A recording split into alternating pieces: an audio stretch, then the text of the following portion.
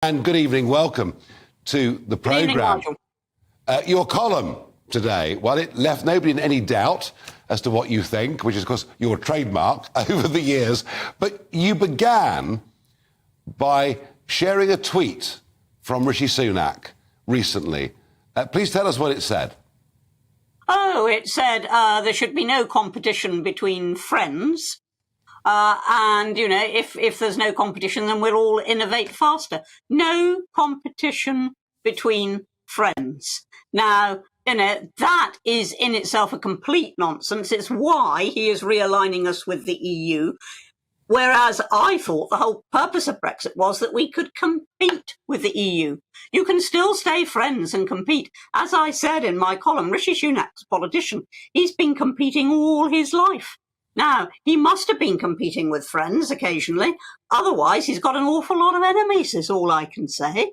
You know, and it's normal for countries to compete. They compete in sport, they compete in business, they compete in exports. You can still say friendly and allied, but competition is for the benefit of your own country. And Rishi's just throwing that away.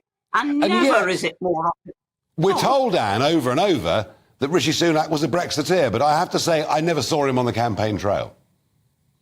No, well, he says he voted Brexit. Now, why did he vote Brexit? You know, what was it he believed? If he believed we should ditch the single market, why has he inflicted it on Northern Ireland?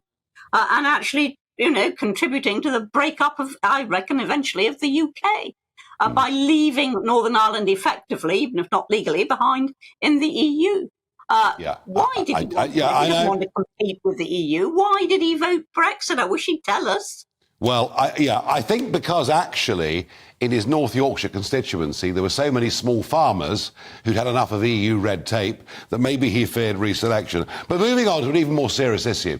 Now, in 2014, I did a head-to-head debate with Nick Clegg, then Deputy Prime Minister, when I said one of the reasons I did not want to be a member of the European Union is I wanted no part in a European army. I thought NATO was the right defensive structure for us to be a very important part of.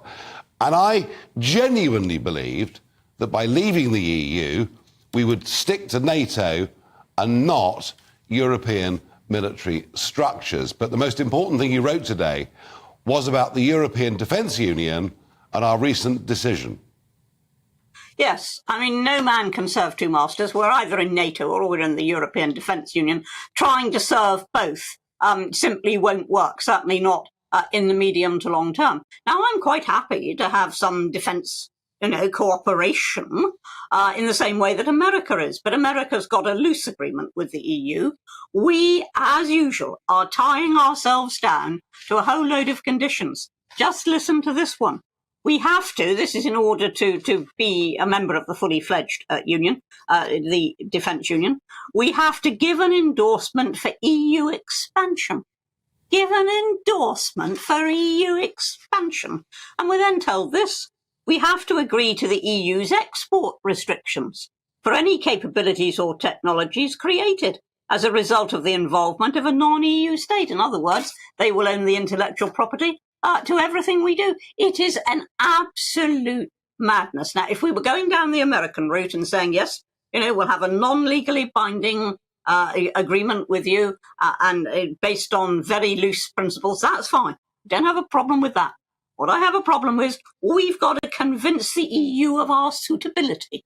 Our suitability, given what we contribute to NATO, our suitability to belong to the European Defence Union. And when we've done that, then we enter into a legally binding agreement. Now, and of course, this will cover defence procurement as well. I mean, I'm so depressed about this because I was saying there were two big wins from Brexit. One was constitutional. We've actually left. We've reversed the status quo. We may not be happy with what the Tories have done with it, and many aren't, but it was at least a win. The other win, I believed, was in foreign policy, where we'd done the AUKUS deal with Australia, taken the lead on Ukraine. Whether you agree with the policy is irrelevant. We took the lead. But this threatens, doesn't it, to destroy even that? Totally. I mean, this would tie us into the EU and its rules and its dominance, which I thought was the reason why we left. This would actually tie us in, and there's no need for it. we've got a organisation in NATO that has kept the peace, actually kept the peace ever since the Second World War. It doesn't have to prove itself. What on earth has the European Defence Union done that is even comparable? Yeah. Well, no. And I'm told that top brass are very, very unhappy with this, and yet the government has gone ahead. And I've been watching this with half an eye for months, years, worrying about whether this would happen. And your column in today's Express gave me the opportunity to air this and debate this. But let me ask you this. As somebody who's been around current affairs, debate, politics for a very long time, this is a very significant move. If you showed it to Brexit voters, on their doorsteps physically, the vast majority would be absolutely horrified. But let me ask you, as a long-time observer and engager in these debates, why is this not being discussed? Why are you and I here on GB News talking about this and no other channel or no other newspaper is? Well, I drew the analogy in my column today when Gordon Brown carried out a pensions raid based on some very technical thing called advanced corporation tax relief, which they all talk about that in the pig and whistle, don't they? Nobody understood what it was about. And so they were able to go ahead and do it.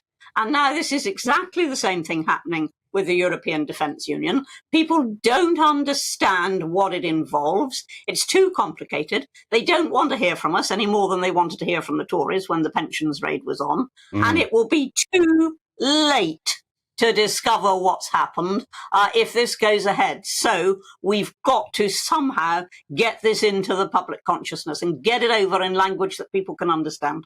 Absolutely. Final thought, Anne. I mean, you called the Prime Minister a fool. That was a bit over the top, wasn't it? No.